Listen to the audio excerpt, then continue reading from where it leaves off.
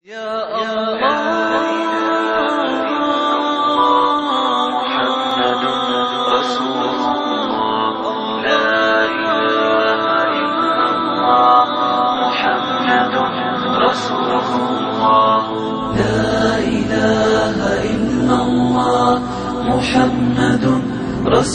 اللہ لا الہ الا اللہ محمد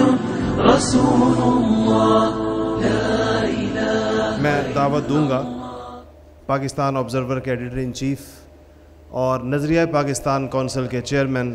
معروف صحافی جناب زاہد ملک صاحب کو، جو محسن پاکستان ڈاکٹر عبدالقدیر خان سے گہری وابستگی رکھتے ہیں اور ان کی زندگی پر 4 کتابیں لکھ چکے ہیں اور ایک کتاب کے حوالے سے اپنی حق گوئی کی پاداش میں اسیر زنداں بھی رہ چکے ہیں، جیل جا چکے ہیں. قرآن حکیم پر ان کی ایک مشہور انڈیکس ہے، بڑا منفرد مضامین قرآن حکیم کے نام سے، جس کے پاکستان میں 100 کے قریب ایڈیشن چھپ چکے ہیں. میں گزارش کروں گا جناب Zahid Malik editor in chief Pakistan observer اور چیئرمین نظریہ پاکستان کونسل سے کہ اپنے خیالات کا اظہار فرمائیں. تمام حمد و ثنا اللہ رب العالمین کے لیے، تمام درود و سلام حضرت محمد مصطفیٰ صلی اللہ علیہ وسلم رحمت العالمین کے لیے اور خیر و برکت اسلامی جمہوریہ پاکستان کے لیے. میں انتہائی شکر گزار ہوں مفتی عدنان کاکا خیل صاحب کا اور اس معروف جامعہ کے دیگر منتظمین کا کہ انہوں نے آج مجھے بھی یہاں حاضر ہونے کا موقع دیا. میرے دوست جو کہ بزنس کمیونٹی کے لیڈر ہیں موتی والا صاحب نے بر صغیر کی اس معروف درسگاہ کے بارے میں بہت کچھ کہہ دیا ہے، اور سچی بات ہے میں کسی بھی لحاظ سے اپنے آپ کو اس قابل نہیں سمجھتا کہ اس میں کوئی اضافہ کر سکوں. لیکن میں یہ کہنا چاہتا ہوں کہ جب سے میں، اور مجھے آج پہلی دفعہ یہاں حاضر ہونے کا موقع ملا ہے، شرف حاصل ہوا ہے کہ جب سے میں یہاں حاضر ہوا ہوں میں ایک عجیب ایک لطف مجھے محسوس ہو رہا ہے، اور میں ایک بالکل مختلف ذہنی کیفیت میں اپنے آپ کو محسوس کر رہا ہوں. سب سے پہلے تو جب ہم نے نماز مغرب ادا کی تو آپ یقین فرمائیں مجھے جیسے مکہ مکرمہ اور مدینہ المنورہ میں نماز پڑھنے کا خاص ایک مزہ آتا ہے، خاص لطف آتا ہے، خاص قسم کی خوشبو آتی ہے، مجھے آج یہاں مغرب کی نماز ادا کر کے اسی طرح کے کچھ محسوسات نظر آئے. شاید میں سمجھتا ہوں کہ یہ محترم مولانا عبدالرحیم صاحب کے خلوص کا اثر ہے یا ان کے رفقاء کا اثر ہے. اور میں امام صاحب جنہوں نے کہ تلاوت قرآن پاک فرمائی ان کو بھی خراج تحسین پیش کر سکتا ہوں. جیسے میں نے عرض کیا کہ آج کی پوری محفل مجھے دنیا میں اور پاکستان کے اندر بڑے بڑی محفلوں میں بڑے بڑے جسے کہنا چاہیے اعلیٰ سطحی اجلاسوں میں جانے کا موقع ملتا ہے، لیکن آج میری یہاں کیفیت بالکل مختلف. اور مجھے ابھی یہاں بیٹھے بیٹھے آج کی محفل کے حوالے سے اپنے بچپن کے کچھ دن یاد آ گئے. وہ اس طرح میں مختصر طور پر عرض کروں گا کہ جب میں ایک چھوٹے سے گاؤں کا رہنے والا ہوں سیالکوٹ کے ضلع میں، ہمارے گاؤں میں بجلی نہیں ہوتی تھی. خیر بجلی اب بھی نہیں لیکن اس وقت بالکل نہیں ہوتی تھی، اور ہم رات کو چھت کے اوپر سویا کرتے تھے، اور جب بہت گرمی ہوتی تھی تو ہم چارپائی کے اوپر تھوڑا سا پانی کا چھڑکاؤ کرتے تھے اور یوں چارپائی ایئر کنڈیشنڈ ہو جایا کرتی تھی. میں رات کو سوتے وقت اس وقت یعنی بچپن میں جب آسمان کی طرف دیکھتا تو بہت سے ستارے، ہزاروں لاکھوں ستارے نظر آتے، اور یہ میری عادت بن گئی کہ میں رات کو سونے سے پہلے ستاروں کی نقل و حرکت دیکھتا رہتا. آج یہاں بیٹھے بیٹھے مجھے محسوس ہو رہا ہے جس طرح یہاں آج انوار کی بارش ہو رہی ہے، مجھے محسوس ہو رہا ہے کہ آج اگر ہم میں سے کوئی آدمی آسمان سے پر جا کے نیچے کی طرف جھانکے، نیچے کی طرف دیکھے، تو یہ جو محفل ہے یہ جلمل جلمل کرتے ستارے نظر آئیں گے آسمان کے اوپر سے، یہ مجھے یقین ہے۔ میں صرف یہ عرض کرنا چاہوں گا قبلہ مفتی صاحب کہ ہم بھی اسلام آباد میں ایک لحاظ سے آپ کے سپاہی ہیں۔ آپ کا اور ہمارا مشن بہت حد تک ملتا جلتا ہے، دونوں کی جو منزل ہے وہ ایک ہے۔ آپ جدے سے مکہ جائیں یا مدینے سے مکہ جائیں، آپ کی منزل جو ہے بیت اللہ شریف ہوتی ہے، اللہ کی ذات ہوتی ہے۔ ہم اسلام آباد کے اندر 3 چیزیں کر رہے ہیں، میں انتہائی اختصار کے ساتھ عرض کروں گا۔ ایک قبلہ مفتی صاحب نے ذکر کیا مضامین قرآن حکیم۔ یہ میں ایک گناہ گار آدمی ہوں، عالم دین نہیں ہوں، لیکن اللہ تعالیٰ نے کچھ عرصہ پہلے میرے دل میں یہ خیال پیدا کیا کہ لوگوں کو قرآن کے قریب لانے کے لیے قرآن کو آسان انداز میں، قرآن کی جو تعلیمات ہے اس کو آسان انداز میں لوگوں کے سامنے پیش کیا جائیں، اور کوئی بھی جو کسی بھی موضوع کے حوالے سے کوئی متلاشی ہے تو وہ 1 منٹ کے اندر اسے متعلقہ آیات اور ان کا ترجمہ اس کے سامنے آ جائے۔ چنانچہ ایک کتاب میں نے مضامین قرآن حکیم مرتب کی، میں تفصیل میں نہیں جاؤں گا، جس کے سینکڑوں ایڈیشن شائع ہو چکی ہیں انڈیا میں بھی اور پاکستان میں۔ پھر 2010 میں ہم نے اس کا ایک انگلش ورژن سبجیکٹس آف قرآن کے نام سے شائع کیا، اور آج سے 4 دن قبل اسلام آباد کے اندر ہم نے مضامین قرآن حکیم کا فرانسیسی اور جرمن زبان میں تراجم شائع کیے، اور تقریب رونمائی کی صدارت صدر پاکستان ممنون حسین صاحب نے فرمائی۔ یہ ایک ایسا منظر تھا کہ سٹیج کے اوپر جرمنی کا سفیر بیٹھا ہوا ہے، فرانس کا سفیر بیٹھا ہوا ہے، اس کے اندر یورپین یونین کا سفیر بیٹھا ہوا ہے، اس کے اندر تمام جو ڈپلومیٹک کمیونٹی کا ڈین ہے وہ بیٹھا ہوا ہے، اور پہلی دفعہ یہ ہوا کہ سٹیج پر بیٹھے ہوئے غیر ملکی سفیروں نے قرآن کے بارے میں بات کی، قرآن کو خراج تحسین پیش کیا۔ میرے پاس یہاں ایک بروشر موجود ہے جس میں ان غیر ملکی سفیروں نے قرآن کے بارے میں جو کچھ کہا، مجھے دلی خوشی ہوئی۔ یہ ہمارا ایک مشن ہے۔ میں نے اپنے اللہ تعالیٰ سے وعدہ کر رکھا ہے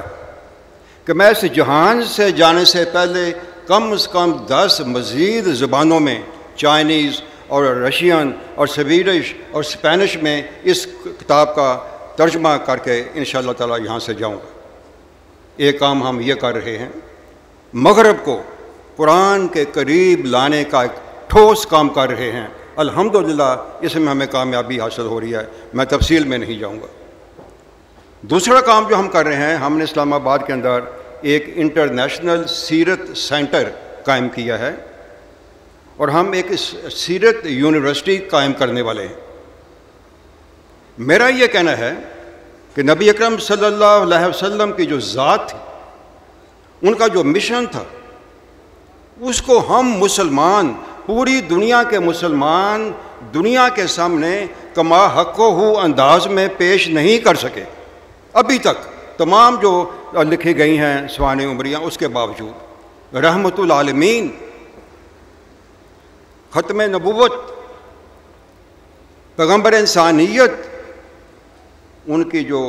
مشن تھا اس کو دنیا کے سامنے پیش کرنے کے لیے، دنیا کہتی ہے کہ انسانی حقوق جو ہیں اس کا چارٹر UN نے دیا۔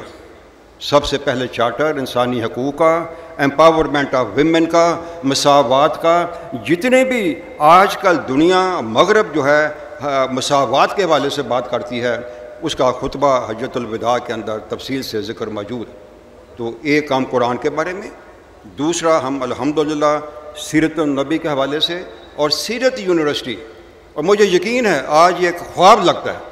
ایک وقت تھا جب ہم اسلام آباد میں وہاں فاطمہ جناح پارک کے اندر ایوان قائد بنا رہے تھے،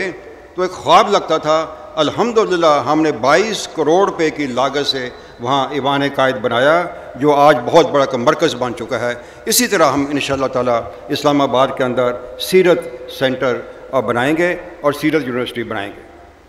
میں ضمناً عرض کروں کہ اتفاق کی بات ہے کہ جامعہ کا اسلام آباد میں جو دفتر ہے، یہاں قبلہ مفتی عدنان کاکا خیل صاحب بیٹھتے ہیں، یہ ایک سیکٹر کے اسٹریٹ نمبر 51 میں ہیں،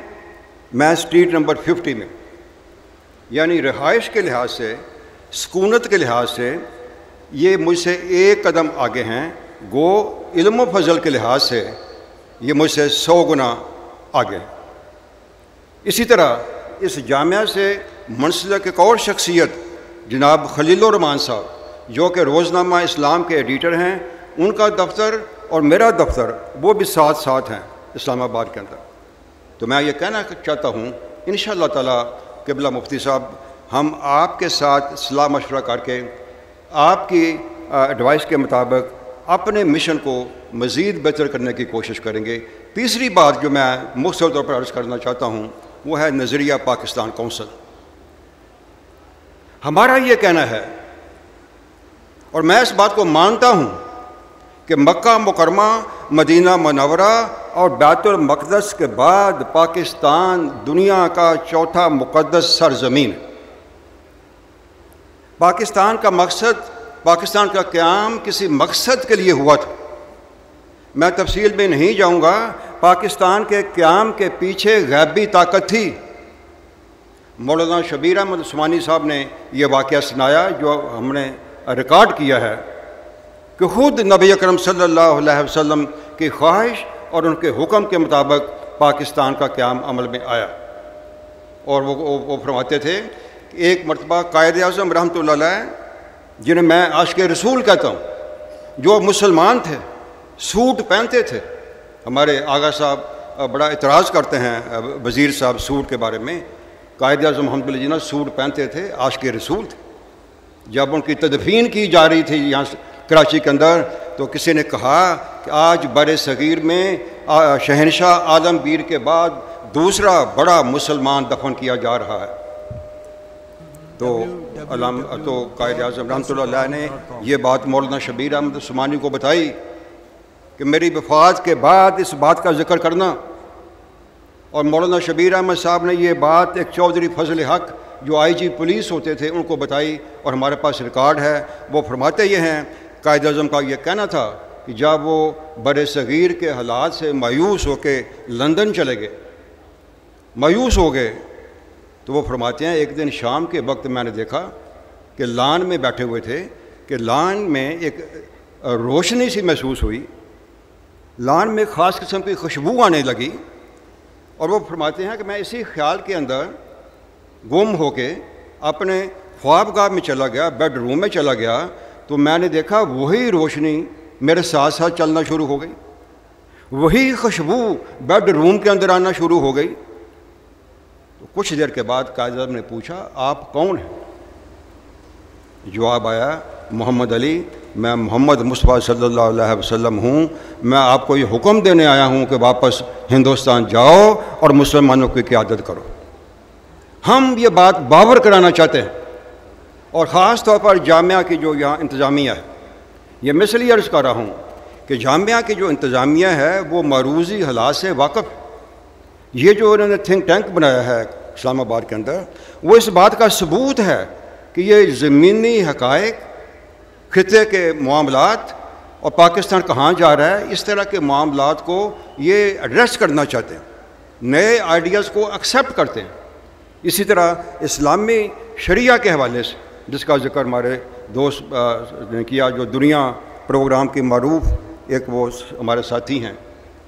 ہم نے اسلام آباد کراچی کے اندر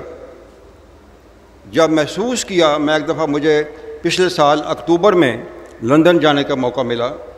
بس 2 منٹ میں اور دوں گا، میرا وقت 7 منٹ ہے، آپ کے مطابق 2 منٹ۔ لندن جانے کا موقع ملا اور وہاں اسلامک اکنامک فورم کا کوئی پروگرام تھا جس میں 22 ممالک کے سربراہ آئے ہوئے تھے، ہمارے وزیر اعظم نواز شریف صاحب بھی گئے ہوئے تھے،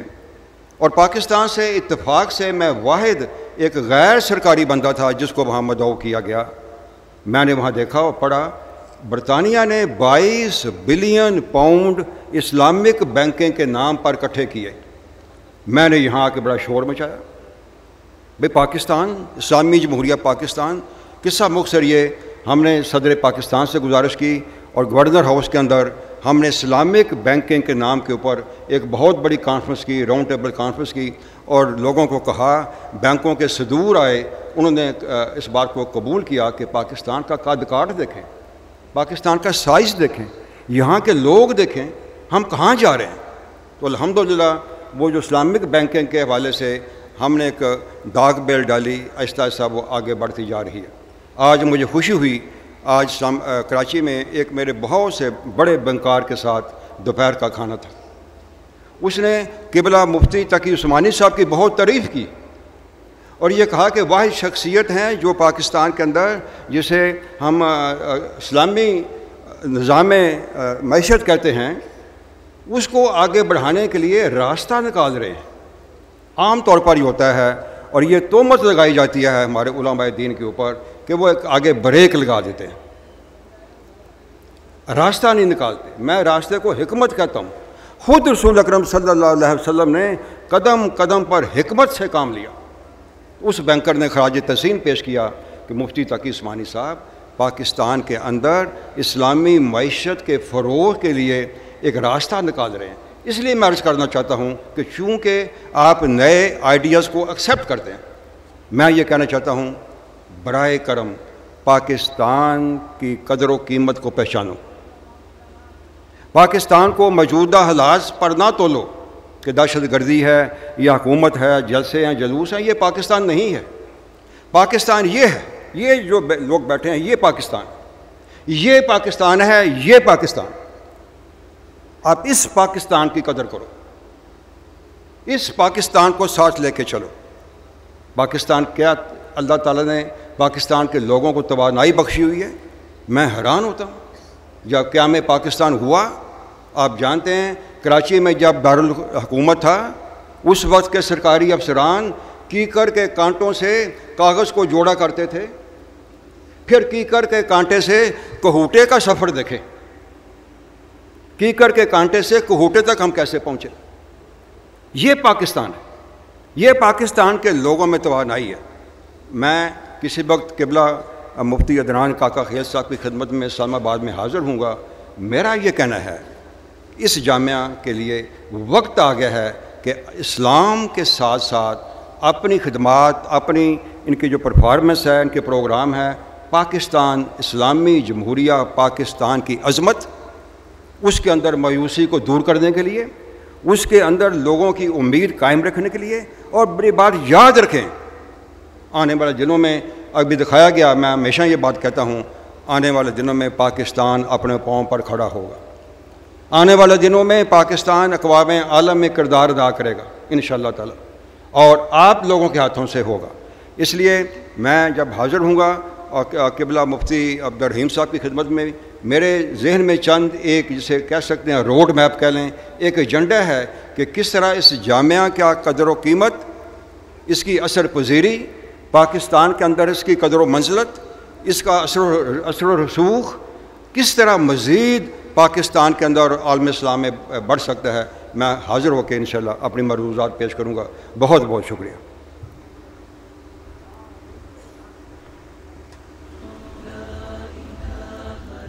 ماشاءاللہ، معروف صحافی اور دانشور، پاکستان آبزرور کے ایڈیٹر ان چیف اور نظریہ پاکستان کونسل کے چیئرمین